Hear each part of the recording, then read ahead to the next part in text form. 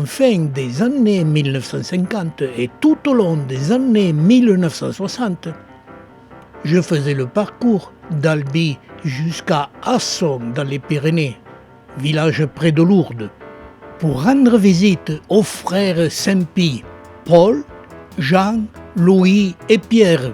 Ce parcours annuel pour Pâques était pour moi sacré, car j'allais découvrir à l'époque une collection la plus importante d'Europe, car les frères Saint-Pie ont été les diffuseurs des nouvelles espèces qui faisaient le bonheur de tous les collectionneurs d'Europe. Et ce parcours des frères Saint-Pie, en quelques mots, je vais vous le raconter.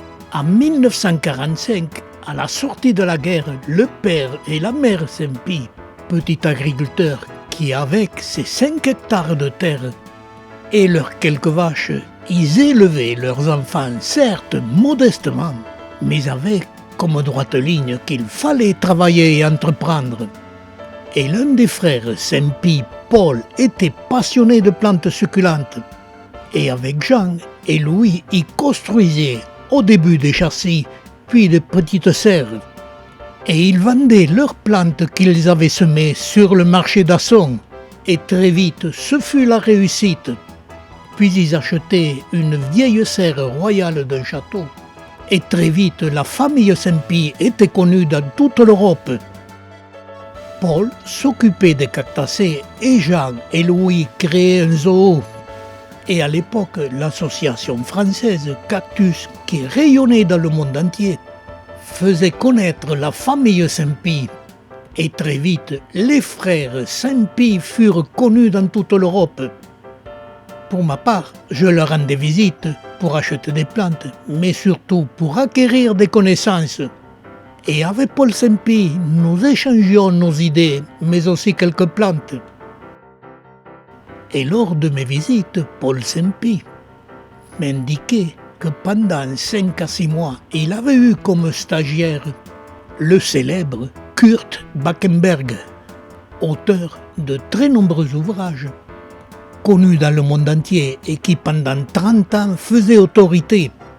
Et comme dans les années 60, je m'étais spécialisé dans les plantes acéphalium, au jardin exotique d'Asson, je faisais l'acquisition d'un Espostoa lanata.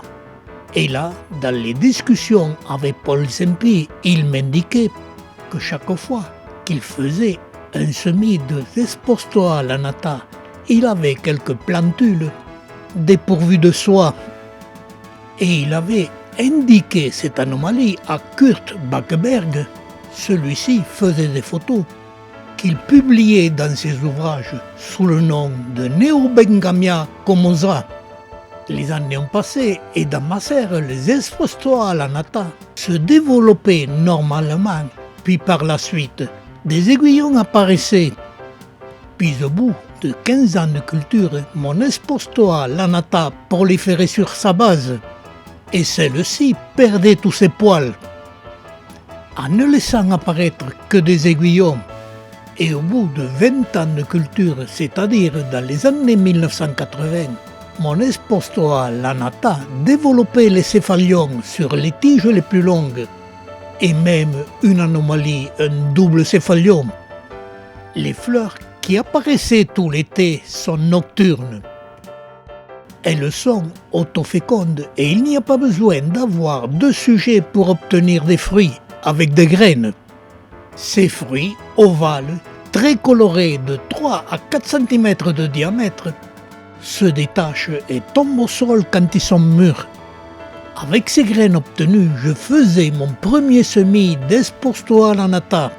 Et là, surprise, j'obtenais la même anomalie que celle que Paul Saint-Pie m'avait signalée, des plantes sans aiguillons, et que Kurt Backenberg avait publié dans ses ouvrages.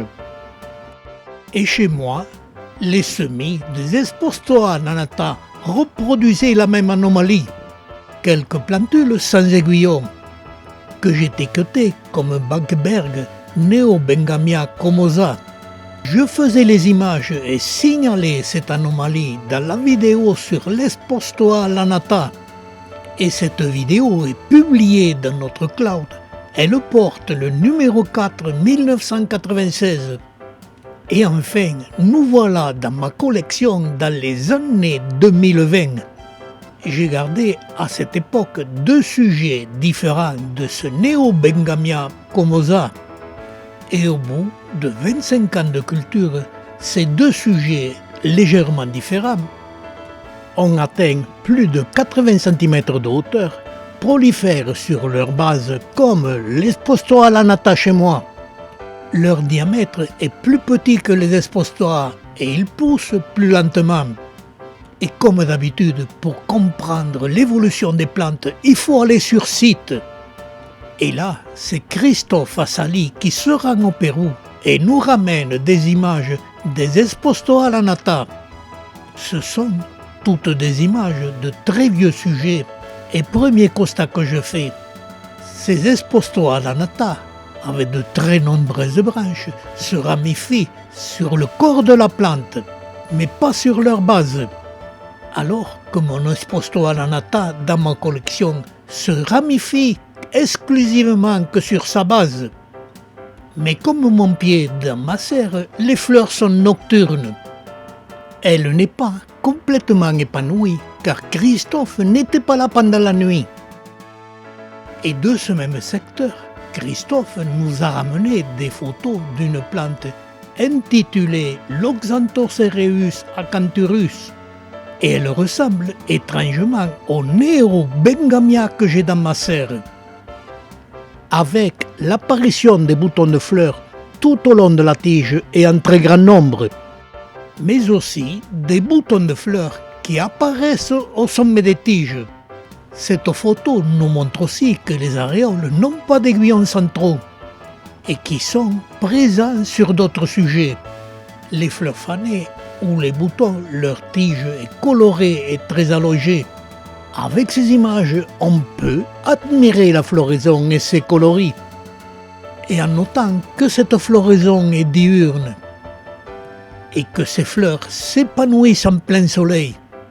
Et revenons dans ma serre voir les 2 pieds, issus des semis de mon Espostoa lanata et intitulés par Baggeberg Neogomesia comosa.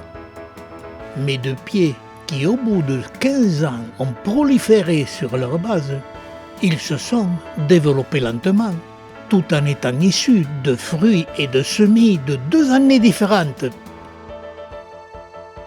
Ils n'ont pas tout à fait la même spination, que ce soit pour la couleur et la longueur des aiguillons. Mais tous les 2 pieds ont la même particularité. Ils n'ont commencé qu'à proliférer sur leur base que lorsqu'ils avaient atteint plus de 50 cm de hauteur. Et mes 2 pieds, dès qu'ils ont dépassé les 80 cm de hauteur, le premier pied, qui était âgé d'1 année supplémentaire, a présenté son premier bouton de fleurs. Comme nous n'avons aucune documentation sur cette espèce, je suivais ce bouton de fleurs pas à pas. Il se développait lentement, s'allongeait de jour en jour.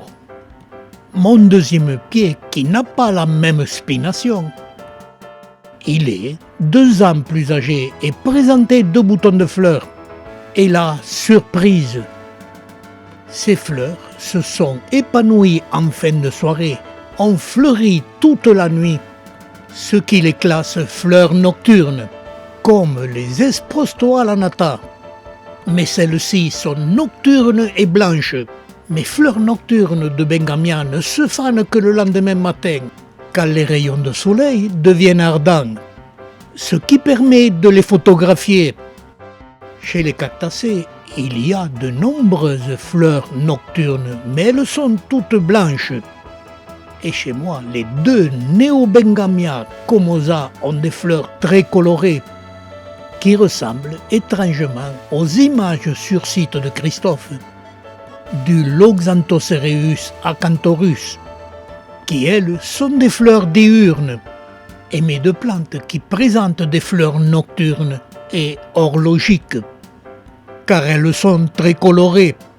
Et le temps que je vous montre cette très belle floraison, qui elle aussi est apparue au sommet de la plante, mais aussi tout au long de la tige, Je signale que mes 2 pieds ont fleuri pendant l'été du mois d'octobre jusqu'au mois de novembre, parfois abondamment, mais toujours par forte chaleur.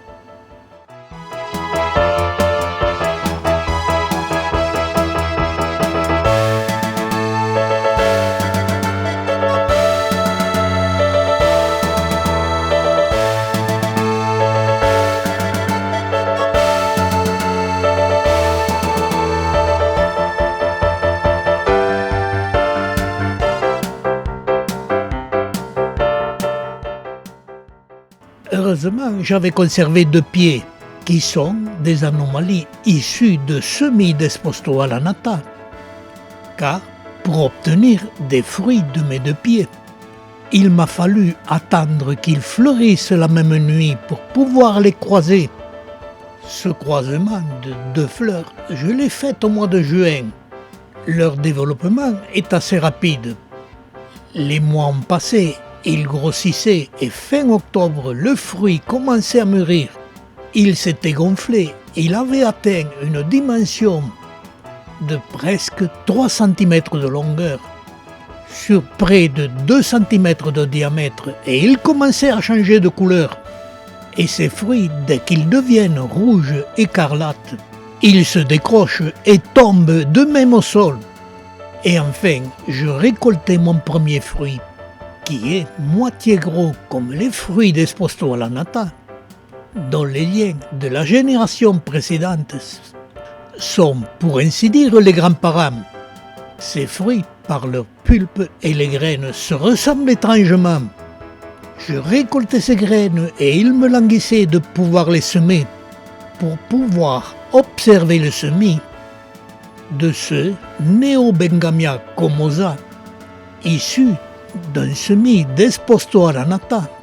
Et ce semis m'a révélé que l'espèce était devenue stable. Aucun jeune sujet ne ressemblait à un Esposto alla nata. Ils ressemblaient tous des Neobengamia comosa. Et les différences que l'on aperçoit sur ces semis ont, elles, les mêmes différences que leurs parents, comme les 2 pieds de Neobengamia comosa, dont je viens de faire le cheminement de leur évolution. Toutes ces observations faites pendant de très longues années, je n'étais pas le seul à observer chez les cactacés ces évolutions. Paul Sempi avait fait les mêmes observations dans les années 1950 et 60, et celle-ci avait été observée chez les frères Sempi par l'Autrichien Kurt Backenberg, qui publia cette évolution avec le nom de la plante Neobengamia comosa. Et cette anomalie, si on l'a observée en collection, elle est apparue sur site, et nous avons les mêmes évolutions avec le Melocactus guianensis, que ce soit sur site ou en collection. Et consultez notre cloud sur le Melocactus guianensis, où l'on peut observer tout en image les évolutions en collection. Et on peut en déduire que dans la nature, il y a 2 sortes d'évolutions.